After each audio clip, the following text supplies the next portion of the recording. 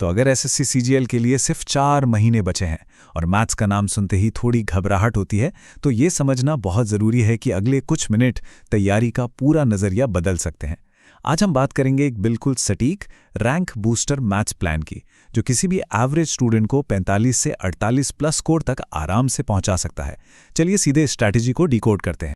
कहानी कुछ ऐसी है क्या कि स्पीड एकदम धीमी है, एक्यूरेसी गिरती जा रही है और मॉक टेस्ट का स्कोर वो तो 30-35 पर आकर जैसे अटक ही गया है। ये लगभग हर दूसरे एस्पिरेंट की कहानी है। यकीन मानिए ये सबसे आम प्रॉब्लम है, लेकिन अच्छी बात यह है कि इसका एक पक्का समाधान है।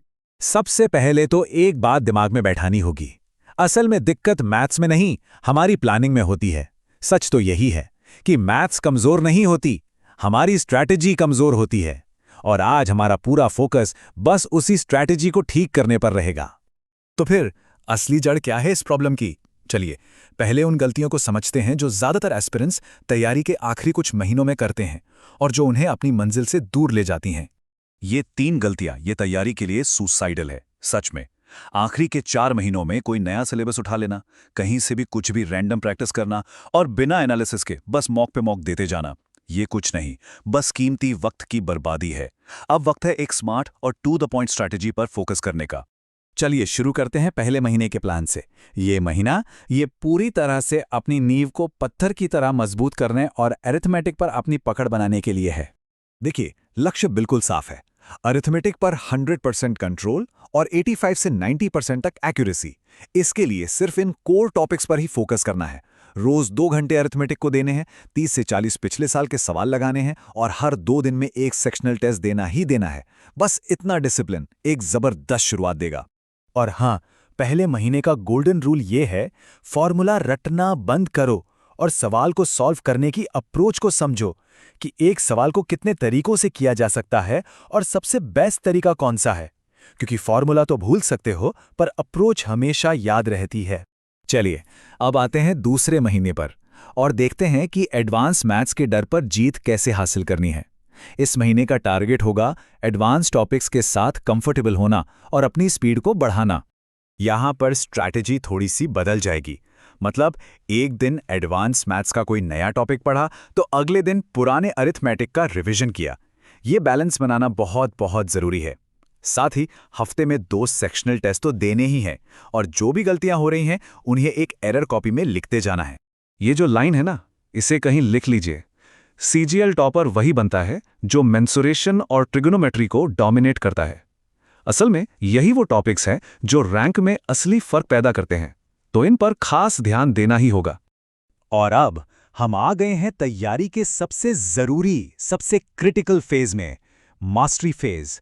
ये वो 2 महीने हैं जो रैंक बनाएंगे, जहां सारा फोकस होगा मॉक्स, रिवीजन और एग्जाम के माहौल को समझने पर। तीसरे महीने का सिर्फ और सिर्फ एक लक्ष्य है, 90% से ज्यादा एक्यूरेसी। और ये होगा कैसे? हर हफ्ते 3 से 4 फुल मॉक टेस्ट देकर। और कोशिश ये करनी है कि मॉक उसी टाइम पर दिया जाए जिस टाइम पर असली एग्जाम होने वाला है। माइंड को ट्रेन करना है। तो सबसे जरूरी बात, ये बात गांठ बांध लीजिए कि सिर्फ मॉक देने से रैंक नहीं आती। सिलेक्शन आता है मॉक के एनालिसिस से।